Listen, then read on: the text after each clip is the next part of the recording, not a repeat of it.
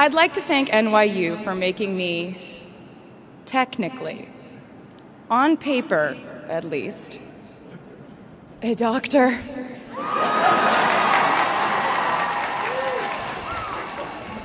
Not the type of doctor you would want around in case of an emergency.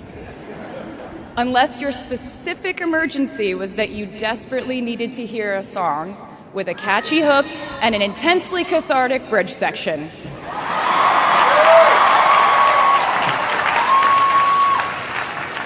Or if your emergency was that you needed a person who can name over 50 breeds of cats in 1 minute. I never got to have a normal college experience, per se. I went to public high school until 10th grade, and then finished my education doing homeschool work on the floors of airport terminals. Then I went out on the road for radio tour, which sounds incredibly glamorous, but in reality, it consisted of a rental car, motels, and my mom and I pretending to have loud mother-daughter fights with each other during boarding so no one would want the empty seat between us on Southwest. As a kid, I always thought I would go away to college, imagining the posters I would hang on the wall of my freshman dorm. I even set the ending of my music video from my song Love Story at my fantasy imaginary college, where I meet a male model reading a book on the grass, and with one single glance, we realized we had been in love in our past lives. Which is exactly what you guys all experienced at some point in the last 4 years, right?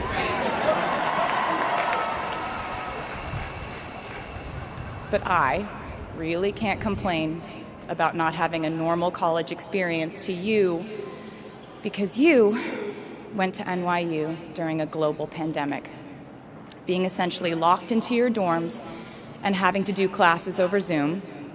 Everyone in college during normal times stresses about test scores. But on top of that, you also had to pass like 1,000 COVID tests. I imagine the idea of a normal college experience was all you wanted too. But in this case, you and I both learned that you don't always get all the things in the bag that you selected from the menu in the delivery service that is life. You get what you get. And as I would like to say to you wholeheartedly, you should be very proud of what you've done with it. Today, you leave New York University and then go out into the world searching what's next. And so will I.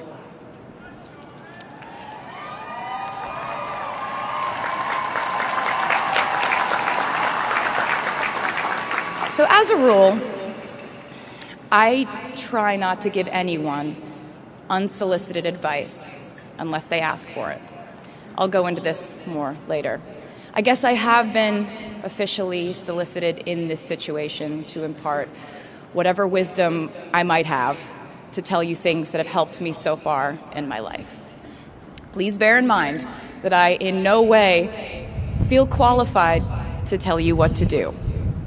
You've worked and struggled and sacrificed and studied and dreamed your way here today. And so you know what you're doing. You'll do things differently than I did them, and for different reasons. So I won't tell you what to do, because no one likes that. I will, however, give you some life hacks I wish I knew when I was starting out my dreams of a career and navigating life, love, pressure, choices, shame, hope, and friendship. The first of which is, life can be heavy, especially if you try to carry it all at once. Part of growing up and moving into new chapters of your life is about catch and release. What I mean by that is knowing what things to keep and what things to release. You can't carry all things, all grudges, all updates on your ex, all enviable promotions your school bully got at the hedge fund his uncle started. Decide what is yours to hold and let the rest go. Oftentimes, the good things in your life are lighter anyway, so there's more room for them.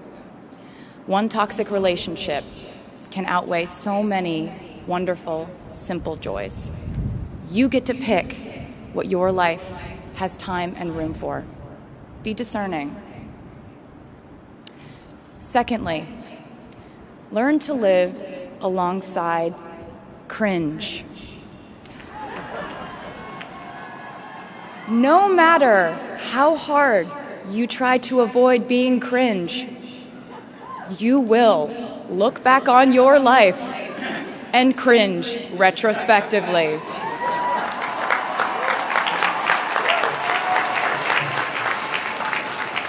Cringe is unavoidable over a lifetime. Even the term cringe might someday be deemed cringe.